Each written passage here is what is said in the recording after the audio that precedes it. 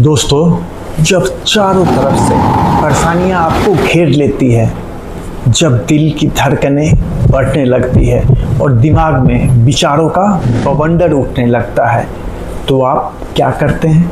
चिल्लाते हैं, रोते हैं या किस्मत को कोसते हैं? हम सब मुश्किल वक्त में अपना आपा खो बैठते हैं।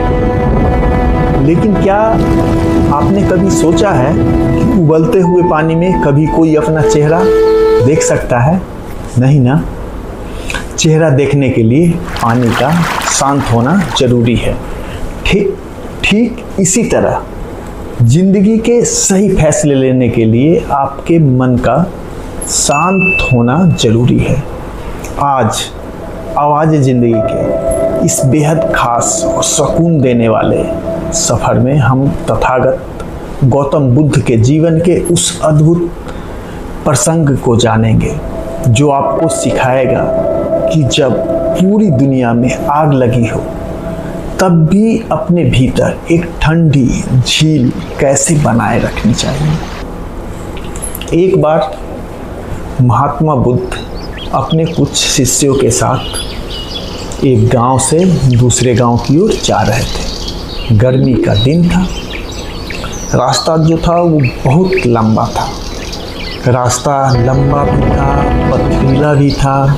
चलते चलते बुद्ध थक गए और उन्होंने एक घने पेड़ की छांव में विश्राम करने का फैसला किया।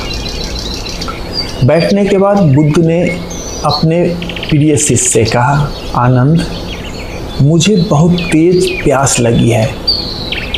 हम थोड़ी दूर पीछे एक छोटी सी नदी छोड़कर आए हैं। तुम जाओ और वहाँ से मेरे लिए पीने का थोड़ा पानी ले आओ।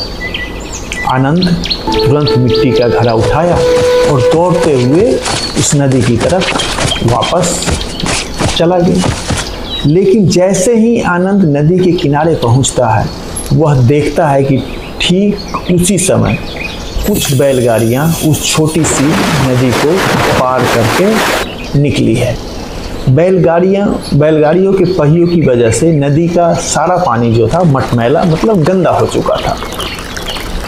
नीचे की मिट्टी जो थी ऊपर तैर रही थी और सूखे पत्ते पानी में सर रहे हैं। यह पानी बिल्कुल पीने लायक नहीं था। आनंद ने सोचा, मैं यह गंदा और दूषित पानी अपने गुरुदेव को कैसे पिला सकता हूँ। वह खाली हाथ वापस लौट आया और बुद्ध से बोला, गुरुदेव, उस नदी का पानी बहुत गंदा और कीचड़ से भरा है। वह पीने योग्य नहीं है। अगर आप कहें तो मैं आगे किसी गांव से पानी ढूंढ लाऊं। यह सुनकर बुद्ध मुस्कुराए। उन्होंने आनंद के कंधे पर हाथ रखा और कहा, नहीं आनंद, हम कहीं और नहीं जाएंगे। तुम वापस जाओ और उसी नदी किनारे जाकर बैठो। आनंद को समझ नहीं आया, लेकिन गुरु की आज्ञा मानकर वह दोबारा उस नदी पे चला गया। वहां पहुंचकर उसने देखा पानी अभी भी गंदा था। वह चुपचाप एक पत्थर पर बैठ गया और पानी को देख लिया। आधे घंटे तक आनंद वहीं बैठा रहा। धीरे धीरे समय बीतता गया और तभी आनंद ने एक चमत्कार देखा। जैसे जैसे समय बीत रहा था, पानी का हिलना बंद हो गया था। शांत होने की वजह से सारा कीचड़ और भारी मिट्टी अपने आप ही नदी की तलहटी के नीचे बैठ गई थी। ऊपर का पानी बिल्कुल कांच की तरह साफ, निर्मल और मीठा हो चुका था। यह देखकर आनंद की आंखें खुशी से चमक उठी। उसने घड़े में वह साफ पानी भरा और दौड़कर बुद्ध के पास पहुंचा। बुद्ध ने पानी पिया और आनंद की तरफ देखकर, आनंद, तुमने देखा कि तुमने पानी को साफ करने के लिए क्या किया? क्या तुम नदी में उतरे? क्या तुमने कीचड़ को हाथ से हटाया? नहीं, तुमने सिर्फ शांत रहकर सही वक्त का इंतजार किया। मिट्टी अपने आप नीचे बैठ गई और तुम्हें शुद्ध जल मिल गया। दोस्तों, महात्मा बुद्ध की यह सीख सीधे हमारी ज़िंदगी से जुड़ी है।